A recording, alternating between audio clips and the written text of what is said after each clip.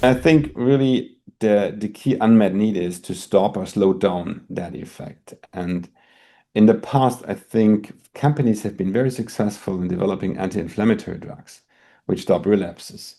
But there were little effects so far seen on stopping progression independent of relapse activity, independent of inflammation. And therefore, I'm very, very excited about the data we have here. Hello, you're watching Proactive. I'm joined by Immunic CEO, Dr. Daniel Witt. Daniel, very good to speak with you. You reported positive data from your phase 2 EMPhASIS trial of vidofludimus calcium in relapsing remitting multiple sclerosis. The data shows a low rate of confirmed disability worsening in patients treated with vidofludimus calcium. That must be encouraging. Oh, that's super encouraging, and specifically in the context of the recently announced good data on disability protection for our CALLIPER phase 2 in progressive MS. This is another confirmation or corroboration of the potential neuroprotective effect of the drug. And it is, I think it's interesting to see how well patients continue long-term treatment post the double-blind placebo-controlled phase of the EMPhASIS study, so up to 5.5 years now. So that really is an exciting data point for vidofludimus calcium. Can you tell us more about the safety profile of vidofludimus calcium for long-term use? Well, you see, it's confirming what we have seen before. There is really little ongoing there. And I think the best confirmation of a wonderful safety and also perceived tolerability is the high number of patients still on treatment. From the initially 268 patients randomized in the study, 254 patients went into open label extension after the double-blind placebo-controlled phase. And of those in January of this year, there were still 182 on active treatment. And I think this is outstanding. And this really confirms that patients feel obviously well on the drug. And that makes me very bullish about safety and tolerability of the drug. Maybe to take a step backwards, could you remind us about the overall EMPhASIS trial, including the trial design and primary outcomes? Yeah, I think initially this was really designed to demonstrate that the drug is capable of stopping MS in relapsing MS patients, specifically based on inflammation and relapses. So the primary endpoint of the study initially was a reduction of inflammatory lesions in MRI in the patients. And this was a randomized double-blind placebo-controlled study. We had three doses tested overall in the two cohorts of the study, 10, 30, and 45 milligram, and compared with placebo. And if you look back, I think the key result at that time was that 30 and 45 milligram both have shown a very dramatic reduction of these lesions by 76 and 78% on cumulated active lesions or gadolinium enhancing lesions at that time. So this was a very nice proof with high statistical significance that the drug does its job on reducing inflammation and therefore also to stop or slow down relapses in relapsing MS patients. But what we found at that time, and this is in the context of this long-term observation how important, is that the drug has also shown initial hints of neuroprotection. For example, in that study, we have seen a reduction of disability progression of the patients by even more than 50%. Despite small numbers, this was quite a very positive, very amazing data set. And that drove our conviction that the drug has more effects than just reducing inflammation. It goes beyond that. And we wanted to test the effect on long-term protection of disability progression, which is even independent of the inflammation.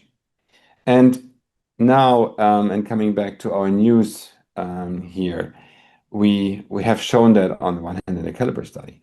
But here in this study, we are amazed to see, and this is part of the press release we published, that only 13.8%, so 13.8% of patients with progression events had PIRA, so progression independent of relapse activity. And this is a remarkably low number for those patients. And by the way, overall, I think what's amazing is that after 144 weeks, 92.7% of patients are free of the 24-week confirmed disability progression.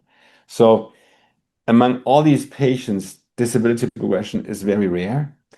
Patients keep on the treatment, and if there is a disability event that is in most cases not related to PIRA, that underlines that vidofludimus calcium is really something unique, something new, has the potential to really get beyond what current drugs are offering to patients.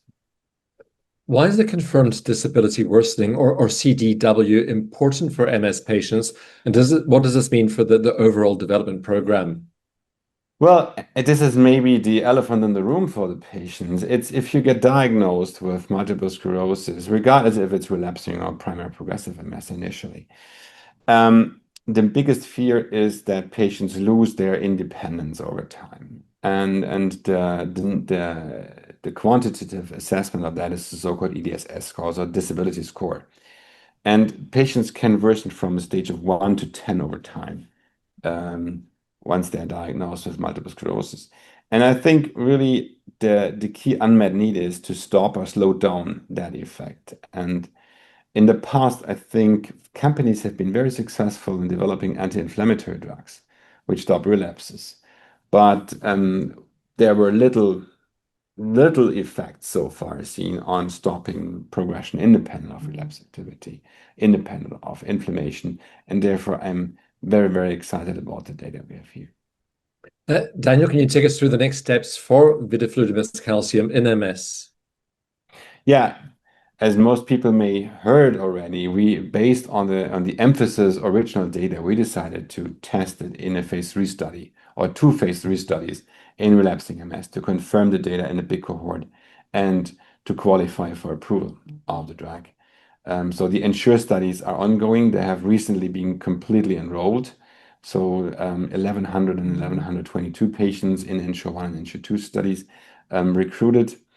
And these studies are expected to read out end of next year. So that's a very important piece, and we believe that ultimately should give us the opportunity to file for approval of the drug post positive data from these ENSURE studies. In these studies, and this brings me back to our press release from this week, we also want to observe the long-term neuroprotective effect of the drug as a secondary endpoint in the study. So this is something we have an eye on, and this will also be very important in the positioning of the drug and also in the communication with patients and doctors to point to the uniqueness of this approach compared to current treatments. On top of that, and I spoke about CALLIPER earlier, we also wanted to test whether the neuroprotective hints we have seen from the EMPhASIS study translate into a real pure neuroprotective effect in patients with progressive forms of MS. And as part of that, we have performed the CALLIPER phase 2 study, which read out last day of April.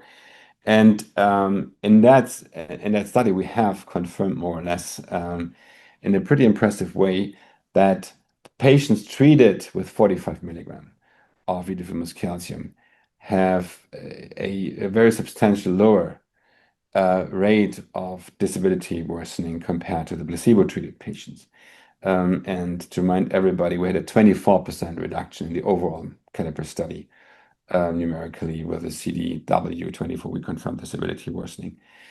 And for example, in the primary progressive MS subsection, even a 32% reduction, which I think are pretty impressive numbers and show that all the things we see in the different studies fall together and form a nice picture that vidofludimus calcium ultimately can be a very efficacious neuroprotective treatment. Well, Daniel, I hope you'll continue to keep us updated on your progress. Thank you very much for speaking with us today. Thank you, Stephen. That's Immunic CEO, Dr. Daniel Vitt.